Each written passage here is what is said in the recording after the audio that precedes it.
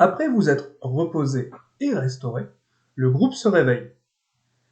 Je vais lancer une lecture de la magie sur la rune au sol. Donc Sarah, tu remarques que c'est une rune lumineuse qui bloque les portes et tu comprends qu'il faut l'obscurcir pour permettre le déverrouillage du mécanisme. J'en informe les autres pour savoir ce qu'ils préfèrent qu'on fasse. Moi, je demande à Oni de s'envoler et de masquer le glyphe de lumière avec ses ailes. Alors pour info, le glyphe fait une taille d'au moins 6 mètres. Il faut que la salle soit dans l'obscurité. On éteint les torches, tout simplement. Il vient du plafond, la lumière elle vient du plafond. Donc si Oni se colle au plafond, il met l'obscurité dans toute la pièce. Jamais il pourra cacher tout le plafond. Mina, le néant, ça compte comme de l'ombre? Non. Non, c'est un bouclier. Il n'y a pas de fenêtre dans cette... Il n'y a rien qui éclaire à part des torches. Alors effectivement, vous avez bien allumé quelques torches autour de votre campement. Le glyphe émet lui aussi une lumière, et vous remarquez quand même une lumière assez importante qui provient du plafond. Vous supposez que c'est un éclairage magique, mais vous en êtes pas sûr. Est-ce qu'on a un tissu assez large ou pas? Si on en a pas assez, sinon je l'aurais posé sur le glyphe pour le recouvrir. On peut le renterrer. Après, si ça nous plonge dans l'obscurité, on est bon. On a une torche, je rappelle. Si quand il était enterré, ça n'a rien fait... Oui, mais maintenant qu'il a été déterré, qu'il a revu la lumière, qu'il s'est peut-être rechargé en énergie, donc si on le renterre, ça peut peut-être rouvrir la porte. Vu que c'est la lumière magique, Peut-être. ça a peut-être rechargé le glyphe. Du coup, j'ai inspecté la pièce avec les deux portes pendant qu'ils essayent de faire ça. Oui, bah écoutez, je vais vous laisser méditer sur votre idée par rapport au glyphe. Onizuka, tu es arrivé au niveau des portes, effectivement, donc tu es devant la porte qui est à la droite quand tu entres dans la pièce. Ouais. Alors, tu détectes des runes qui t'apparaissent dans un langage clair. Donc, tu supposes que c'est du Strix ou du commun, que tu arrives à lire parfaitement. Et il t'est dit dessus, pour faire tomber l'obscurité, les larmes de désespoir, vous devrez verser. Sur la porte de droite. Moi, je me rapproche vers la zone des portes pour regarder ce qui se passe. Et puis, si jamais il y a besoin de communiquer entre les deux parties du groupe, je ferai la liaison et la communication. Ok, donc on va dire qu'Onizuka t'a communiqué l'info, que tu communiques au reste du groupe. Onizuka, est-ce que tu souhaites aller voir l'autre porte ou tu veux faire autre chose? Oui, je vais voir l'autre porte pour voir si je peux trouver un autre moyen. Donc sur l'autre porte, tu arrives à lire « Lorsque l'obscurité sera tombée, les ténèbres arriveront, mais le chemin et la voie vous sera montré. » Est-ce que je peux tenter un truc avec Emolga? Oui, ça dépend de quoi, mais... Par rapport à son passé, j'ai un sort. Je connais le passé d'Emolga. Et j'ai un sort qui pourrait... On en avait parlé, il n'a pas de mémoire. Donc oui, effectivement, Minato, tu peux utiliser ce page de souvenirs. Essayer de lui faire rappeler son passé qui est très très douloureux. Tu peux envoyer actuellement qu'une image, une petite séquence pour lui faire un petit résumé. Alors ce serait juste l'acte où un soldat blanc assassine devant lui froidement ses parents. Ça me paraît assez efficace. Donc tu lui envoies effectivement le souvenir d'un chevalier en armure blanche qui a assassiné sa famille. Et donc là, Emolga est troublé, choqué, énervé, au fond du désespoir, et tu lui débloques une partie de ses souvenirs. Comment dire, je suis énervé parce que Minato m'a fait rappeler. Je lui demande pourquoi il me fait ça, pourquoi maintenant, pourquoi. Je suis en plein de haine et en fait, je vais carrément essayer de lui en coller une, toute griffe sortie, droit venu du fond du cœur. Je vais y en coller une. Après tant de romantisme et de vocabulaire développé dans cette phrase, au moment où tu t'apprêtes à sortir des griffes, tu remarques que des larmes ont coulé sur tes joues et que le glyphe a commencé à se ternir, à se noircir.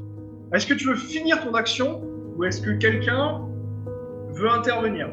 Moi, c'est pas intervenir dans le sens je veux l'arrêter de lui mettre une baffe, mais je voudrais, moi, me rapprocher du glyphe et vu que ma bestiole est morte, la pleurer parce que j'ai un passé commun avec elle d'un moment où c'était pas... Où pareil, j'ai beaucoup souffert et c'est elle qui m'a aidée. Enfin voilà, vu que je vois que le glyphe a réagi aux larmes, me forcer en fait à me souvenir de ça, à souffrir et à pleurer sur le glyphe. En fait, plus vraiment laisser libre cours à ma tristesse, mon désespoir, mon malheur en fait. D'accord, Yuna, tu t'approches du glyphe et comme tu dis, effectivement, vu ton passé commun avec cet animal qui t'a quand même bien aidé, et on pourrait même dire qu'il t'a sauvé, le désespoir te submerge beaucoup plus vite que tu aurais pensé. Tu sombres dans un désespoir profond, et là, le glyphe s'éteint d'un coup. Et moi, je commence à dire à Onizuka, reviens vite, il y a les deux félines qui sont en train de chialer et ils commencent à faire tout noir. Donc là, vous êtes dans le noir absolu. Qu'est-ce que vous faites? Du coup, moi, j'essaye de me rapprocher de, comment ça s'appelle, Sarah, si je peux, en essayant de voir juste sa forme, vu que j'y vois dans le noir, mais si c'est le noir complet, quand même, c'est compliqué. Oui, c'est les ténèbres, hein, c'est le noir absolu. Je lance un sort, c'est lumière dansante. Je fais apparaître plusieurs sphères lumineuses qui volent. Du coup, ben, quand Sarah m'a dit que je devais me ramener vers vous pour revenir avec vous avant qu'il y en a deux qui s'étripent. Et Mold, Mina et moi, on est Nyctalope, donc on voit bien. Oui, Nyctalope, mais dans le noir complet, c'est moi. Alors, je vais faire cette précision effectivement sur Nyctalope. Vous voyez quand il y a un minimum d'éclairage, mais dans le noir absolu, vous ne voyez pas du tout. Mais avec les boules de lumière de Sarah, vous commencez à mieux voir déjà. Je peux la prendre sur mes épaules en cas qu'elle irait plus vite à Sarah. En cas qu'il lui arrive quelque chose. Oui, je pense qu'elle est d'accord. Oui, oui. Vous allez où du coup avec vos fameuses lumières dansantes? Du coup, moi, je me rapprochais du groupe. Petite question, Emolga, il veut toujours m'étriper ou il s'est arrêté? Je sais pas, il faut lui demander. Moi, je suis toujours en mode rage, le cerveau sur off, et mon objectif est d'en coller une à Minato, qui passe jour, nuit, qu'on soit sous l'eau, dans les airs ou sur Terre. Mon objectif, c'est d'y en coller une. Donc Minato, tu as une trace de griffure sur le visage. Est-ce que c'est possible que je réagisse face à ça? Oui, si tu veux, mais de quelle manière? Est-ce que c'est possible de le prendre en gros dans mes bras et de lui parler à part en lui disant je suis désolé de t'avoir fait subir ça, mais je suis peut-être l'un des seuls à comprendre ta douleur. Je pense que vu le score du dé, tu arrives parfaitement à faire ça. Vous êtes même d'ailleurs tombés tous les deux par terre à côté du poteau qui était en face et que tu lui as dit ça d'une manière qui l'a plus ou moins ramené, si tu veux. J'ai pas mon mot à dire? Qui a décidé que c'était ainsi. Tu peux lui dire quelque chose, mais tu ne pourras pas l'attaquer. Merde.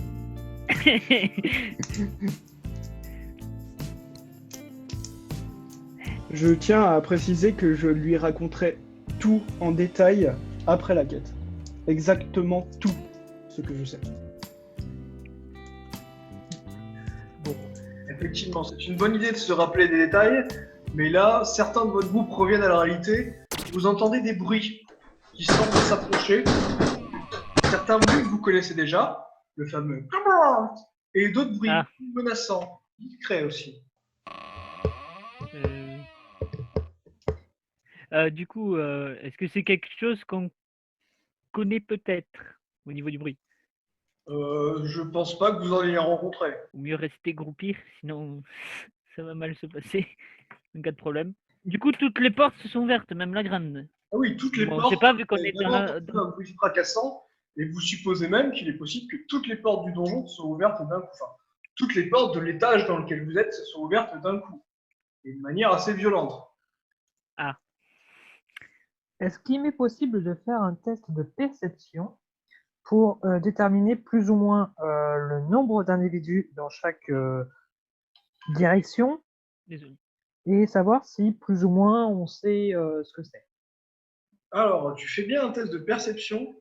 Toutefois, tu ne remarques pas les individus, mais tu es omnibulé par un espèce de trait de lumière qui vient d'apparaître au plafond. Je fais remarquer à tout le monde le petit point rouge, enfin la flèche rouge, ce que tu veux bien, le truc direction. À tout le monde, on me demande si on doit suivre cette direction ou aller dans une autre. Pour être sûr, j'envoie mes boules de lumière un peu plus en avant vers la zone indiquée par la flèche pour qu'on puisse voir un peu ce qu'il y a par là-bas et pour savoir si on y va sereinement ou si on y va préparer à l'attaque.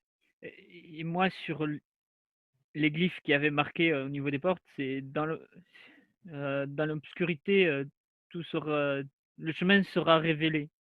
Mais il y avait quand même les ténèbres arriveront. Oui, mais le chemin te sera révélé. Alors, Sarah lance ses boules en direction de la fameuse flèche rouge, comme vous l'avez appelée.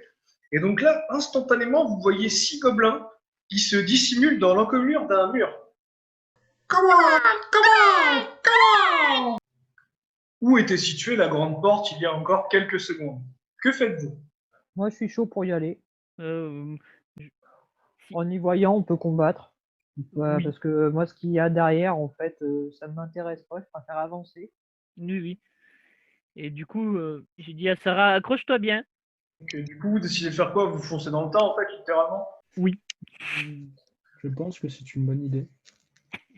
Oui, moi, j'y fonce. Enfin, tant que Tant Sarah qu'on a est- l'effet de surprise encore. Non, mais de toute façon, non. T'es dans un donjon noir. T'as 3 lumières qui bougent devant toi. À mon avis, tu le vois. Bah, ils passent à 6, du coup, ils sont pas encore. Ils voient des boules lumineuses, ça les distrait. Le temps qu'ils voient derrière, hein. De toute façon, j'attaque. Moi aussi, je fonce dans le tas. Juste à Sarah qu'elle s'accroche bien. Ouh, bon, je m'accroche, hein. Alors, Emolga, du coup, tu vas tout droit, en fait, pour chercher le premier gobelin venu, c'est ça, ou tu veux faire autre chose? Donc autant les prendre en goulot et puis ouais, je fonce, hein. Je fonce et puis j'attaque, hein, si possible. Ok, bah, tu arrives à l'endroit où la porte était située, donc tu remarques un gobelin à ta droite, un autre gobelin qui a essayé de jouer à cache-cache là où était la porte, tu soupçonnes qu'il y en a un autre qui est caché de l'autre côté, et tu en remarques 2 autres en face de toi. Je prends celui qui est à ma droite, hein, et puis enfin, je tape le plus près. Celui qui est le plus près, le plus dangereux, hein. C'est pas ceux qui sont cachés ou ceux qui sont à une case de distance de moi qui vont être les plus dangereux, ça va être ceux qui vont être au corps à corps avec moi. Donc tu lacères le gobelin avec tes griffes, qui recule d'une case, et te regarde avec des yeux rouges pleins de haine. Et il te semble que ces gobelins sont un peu plus résistants que les premiers que vous avez vus, et qu'ils semblent avoir une sorte d'armure un peu sommaire sur le corps. Ouais, mais moi aussi je suis plein de rage, donc vaut mieux pas qu'ils viennent me casser les couilles. On va dire que là j'ai le poil rouge, donc faut pas venir. C'est pas le moment du mois à me faire chier. Du coup, c'est maintenant le tour de Yuna. Donc, ils sont partis où, les gars, là? La grande porte. Emolga qui a foncé tout droit en direction de la ligne rouge et là où il y avait anciennement la porte. La grande porte énorme qui était bloquée. Moi, je vais invoquer une bestiole. Ok, tu vas invoquer quoi? Un aigle, ça me paraît bien, un aigle. Qu'est-ce que tu donnes comme ordre à ton aigle? Je lui dis, suis-moi et suis mes ordres. Je fais gaffe à ce que je dis avec les aigles maintenant.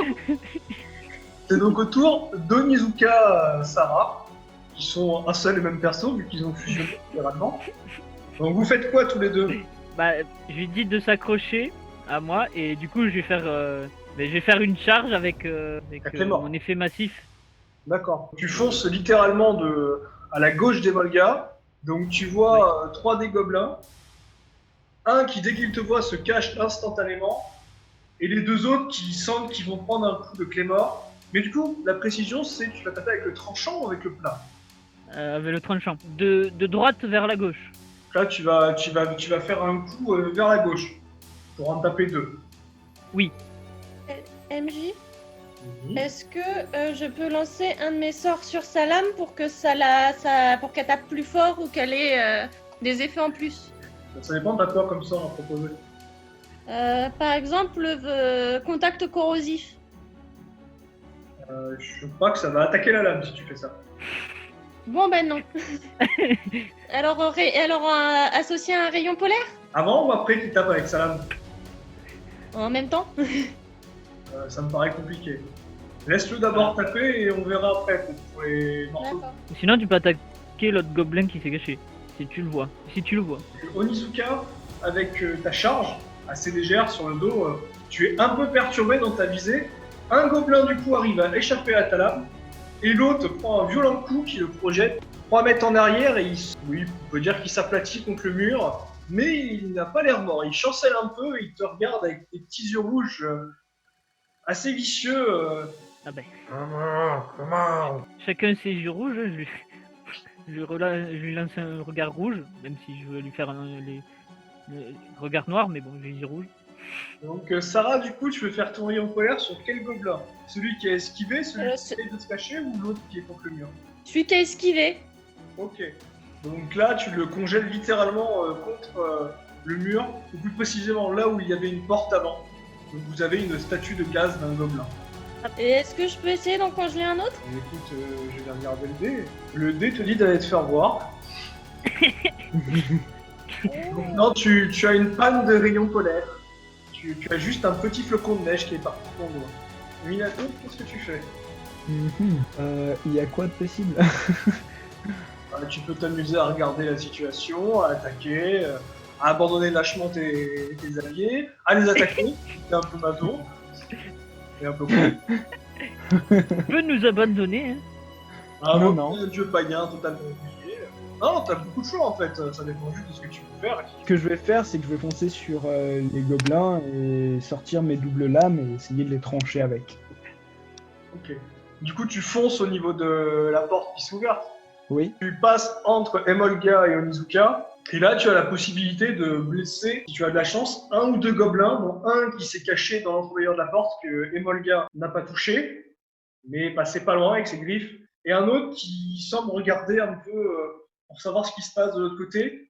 Sur un bon coup d'épée, tu peux avoir les deux. Après, les tuer, c'est une autre histoire, mais les toucher, une certitude. Bah, je vais essayer de les toucher tous les deux. Donc, tu prends tes doubles lames, tu te prépares à mettre un coup latéral avec les deux lames. Donc, tu touches les deux gobelins. Le premier perd son bras droit et l'autre perd son oreille gauche. Donc, celui qui a perdu son GG. bras s'enfuit en direction de Yuna, tombé sur son aigle. Et l'autre qui a perdu son oreille recule et tu ne le vois plus, il disparaît dans une petite salle. C'est donc au tour d'Emolga. Toujours en plein de haine. J'en veux toujours un peu à Minato, mais là je suis vraiment remonté à bloc pour le combat et je continue avec toute la rage des poutres dans la tête du gobelin, quitte à y mettre les crocs, les griffes, les crocs, à y mettre tout, en fait, à jumer mes deux coups de patte Bon, je vais dans la traiter tête. la situation à peu près avec ce que tu m'as raconté. Donc tu sautes sur la créature, tu sais pas trop ce que tu fais, tu lui mets des coups de poing, des coups de griffe, des morsures, tu perds 2 points de vie avec dans ton élan, tu te blesses toi-même. Par contre, tu as littéralement massacré le gobelin, il est au sol, il comprend même pas ce qui lui est arrivé, il est à moitié agonisant en sang, éventré, déchiré, à moitié égorgé. Il est dans un état lamentable, mais l'avantage c'est que tu t'es un tout petit peu calmé. Un tout petit peu. Et je me retourne là et je regarde les autres gobelins d'un air tout aussi affamé et énervé. Yuna, Oui. tu remarques que tu as 6 gobelins qui t'encerclent. Ils sont apparus comme ça, en silence. Tu les as pas entendus venir, concentrés par le combat. C'est donc ton Et moi tour. Tu es encerclé par des gobelins qui te regardent affamés. Mais moi, j'étais pas en. Tu soupçonnes que les gobelins sont passés par la porte, par les deux portes qui se sont ouvertes de l'autre côté, et ils ont dû passer très discrètement avec un groupe qui est passé par le haut, par là où vous êtes arrivé, et un groupe qui est passé par le bas, et qui t'ont pris en tenaille de façon très silencieuse et très sournoise. Ce qui prouve qu'ils auraient peut-être une pointe d'intelligence pour des gobelins. Sont-ils des gobelins intelligents? Bah, donc, donc je suis face à eux là. Là, ils t'encerclent, littéralement. Ah oui, donc je peux même pas me barrer. Permission de s'évanouir. Mais voyons, c'est que des gobelins. T'as de la chance, tu vois 6 gobelins. Ah, youpi, je vais voir ma vie défiler devant mes yeux aussi. On voit 6 gobelins, on n'a pas le droit de voir les deux autres objets. Yuna, je te donne 15 secondes pour te décider à ce que tu fais à ces gobelins, parce que tu es un peu sous pression, là. C'est toujours sur mes épaules, Sarah, c'est ça? Il me semble, oui. Je vais refaire. Attendez, Je vais faire la situation de. Je vais faire un petit dessin. Ah, j'avais pas le micro, zut. Yuna, qu'est-ce que tu fais du coup? Est-ce que tu te décides à attaquer les gobelins, à pleurer, à fuir, à finir en PLS? Je ne sais pas. Je vais dire, les gars, il y aurait besoin d'un coup de main par ici. Et après, je vais dire à mon aigle, là, les trois qui sont devant nous, tu tournes autour, t'essayes de mettre des coups de griffe, et moi, je m'occupe des deux autres et je sors le sabre que j'ai. Je me prépare à combattre aussi vaillamment que possible. Ok les gars, vous faites quoi du coup? Est-ce que vous abandonnez Yuna à son triste et funeste sort, ou est-ce que vous faites preuve d'héroïsme? Au hurlement de Yuna, je cours à 4 pattes pour aller plus vite et à sauter dans le tas pour essayer de la sauver, en fait, de l'aider. Rapidement, tu sautes sur le premier gobelin venu, ce qui l'écarte légèrement de l'aigle, et ce qui donne peut-être une issue à Yuna pour s'échapper. Du coup, là, Onizuka et Sarah. Vous faites quoi du coup tous les deux? Du coup, il y a un gobelin à notre gauche. Du coup, je vais l'attaquer. Voler et l'attaquer. En faisant attention quand même. Oui, c'est dangereux, mais ça paraît faisable. C'est bon, elle est Oui, habituée maintenant, elle est bien accrochée, comme on dit dans le milieu. Donc écoute, tu fonces sur le gobelin qui est encore étourdi, et là, il voit une clé mort massive, et littéralement, lui tomber dessus, et il est fendu en deux. Ah. Il ne comprend même pas ce qui lui est arrivé. Et là, donc, du coup, c'est à Sarah de faire quelque chose si elle veut. Elle voit vite fait un gobelin. Je fais un cri perçant sur un des gobelins qui est vers Yuna pour essayer de lui donner une zone de fuite.